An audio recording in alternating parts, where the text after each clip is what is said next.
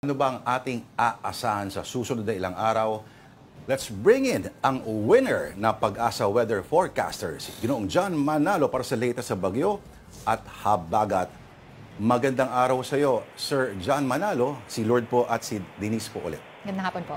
Magandang hapon din po, Sir Lord and Ma'am Denise. Opo, okay. Balita namin, mukhang magsi-second landfall daw itong bagyong Emong at patuloy ba itong makikipag-interact sa habagat? Opo, actually kaninang 5 a.m. ng umaga ay muli ay nag-landfall po ito dito sa Ilocos Sur.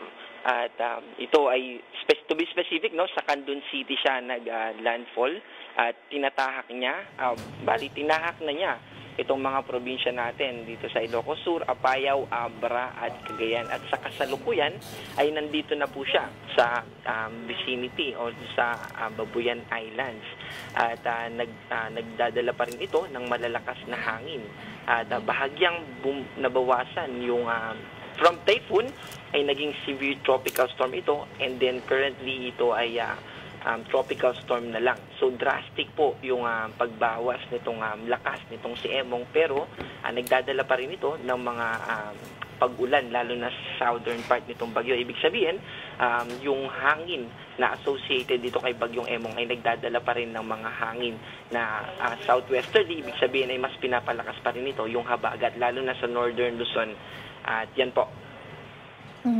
Sir John, tama po, no? Nasa signal number 4 po ba tayo ngayon with Emong? Yung huli nating bulletin, signal number 3 na lang, at yung ilalabas natin ngayong 2 p.m. ay nasa signal number 2 na lang, yung pinakamataas natin. Kung gaano kabilis yung intensification nitong si Emong ay ganun din po na nagiging drastic din yung paghina niya. Okay. Sir John, ako curious ako, no? Kailan tayo nagkaroon ng senaryo na may typhoon na nabuo dito po sa western side ng ating mapa? Diyan sa katubigan na yan. Parang bihirang-bihira yata yung ganyan. Opo, bihira po yan. Actually, meron tayong kapareho na senaryo na ganito, no? Si Bagyong Pepeng noong 2009. At yung track niya ay weirdo din po, katulad nitong si Emong na may pababa siyang track, ito po kasi si Emong, no, if I may further discuss, no, yung track niya nung simula ay nasa western part siya nitong northern Luzon, at yung naging track niya ay pa southwest. Ibig sabihin, binabaybay niya yung papunta sa Scarborough Shoal, and then ngayon naman pabalik na siya, pa northeast naman yung track niya.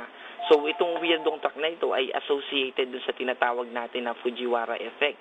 Ito yung kapag may dalawang bagyo na medyo may kalapitan sila, around or less than 1,400 kilometers in distance nila sa isa't isa, maaapektuhan yung track nila, no? At ito yung nangyari kay Emong. Naging pababa siya, at nung habang nagbinabaybay nitong si Dante, si Dante po yung Francisco ngayon na international name, nasa labas ng Philippine Area of Responsibility. So nung nakaraang araw kasi ay magkalapit ito, kaya naging weirdo, naapektuhan niya itong track nitong si Emong, kaya naging pababa siya, and then eventually, ibig sabihin, dahil dun sa interaction ng dalawa, dahil sa Fujiwara effect, nagtagal itong si Emong dito sa western coast natin o sa western na coastal areas natin ng northern Luzon. Oo. Sir John, kung binabanggit mo 2009 Pepeng, di ba, ito ba yung nauna kay Ondoy at ito ba yung kahilahan niya rin noon? Ito po yung after ni Ondoy. Opo. Tama. Oh. Sumunod kay Ondoy. At naghilahan ba sila? Hindi po kasing pronounced nung hilahan nitong sila dati, pero nagkaroon din po ng interaction yung dalawa. Sir John, with how Emong is moving right now po, no, sa observation nyo, ano pong aasahan natin ngayong weekend, no, yung mga nag-aabang po, and meron pa po ba tayong iba pang binabantayan? Opo, meron din tayong binabantayan sa labas ng Philippine Area of Responsibility. Ito po si Bagyong Crosa. International name po ito. Wala po itong local name dahil yung development ay nangyari sa labas ng Philippine Area of Responsibility, at hindi natin ito nakikita na papasok sa loob ng PAR dahil yung movement nito ay pan-northern, ibig sabihin pahilaga siya, no? At yung inaasahan natin sa weekends ay actually, if I may mention, nung mamaya ay babaybayin pa nito pa northern part yung Batanes at yung paghina niya mamayang 8 p.m. ay nasa mas malayong part na ito at bukas ng umaga nasa boundary na ito ng PAR at bukas ng tanghali ay nasa labas na ito at kapag labas niya ay low pressure area na lang siya. So nung nasa boundary siya ay tropical depression na lang yung intensity niya. So ibig sabihin yung pagbaba niya o yung intensity yung lakas nitong bagyo ay eventually ay hihina ng mabilisan. At yung inaasahan natin na magiging panahon bukas ay mababawasan yung lakas ng mga pag-ulan at yung direct effect na lang nitong si Emong ay mananatili dito sa Babuyan Islands at sa Batanes. Of course, yung northern tip din o yung northern part ng Cagayan and Ilocos Norte. At ibig sabihin yan, ang mas makaka-apekto na sa atin ay yung habagat. Hindi ibig sabihin na wala na itong si Emong, hindi na tayo makakaranas ng pag-ulan kasi nakikita natin na nagpe-persist pa rin at makaka-apekto pa rin itong habagat sa atin. Magdadala yan ng maulap na kalangitan. Ibig sabihin, cloudy at mataas pa rin yung tsansa ng pag-ulan natin sa weekends. At even sa zona po, no, sa Monday ay ganun din yung inaasahan natin. Yung gown mo, Denistan, dapat waterproof. Oo. Mr. Manalo. Opo. Okay. Opo. Parang papansin ko para medyo numinipis at least yung mga habagat clouds. O, Opo. Mas lumipis, Yes ano? po. Opo. At yung weather advisory natin, yung weather advisory po ay ito yung accumulated, ibig sabihin, within the next 24 hours, yung amount ng rainfall na inaasahan natin. Nabawasan na po ito at bukas hanggang sa Sunday, nakikita natin na pabawas na ito ng pabawas. Okay, keeping in line with yung bagong yung teorya ng pag-aaral po ninyo kasama yung mga taga-Ateneo. Ngayon, mas malapit itong si Emong kapanig niya, no? Itong habagat ngayon, as opposed to, mas malakas supposedly in theory, sabi ninyo, yung nasa eastern side, may katotohanan ho ba kung gagamitin natin modelo itong kay Emong ngayon, sir? Ang tinutukoy po ba natin na study ay yung sa Southwest Monsoon Enhanced o yung, okay. Opo, no? May nag-a-agree din 'yon kapag yung mga bagyo kasi pero kasi itong if I may po, no, kasi baka yung iba po ay hindi pa alam yung nerd study out natin, no. Opo.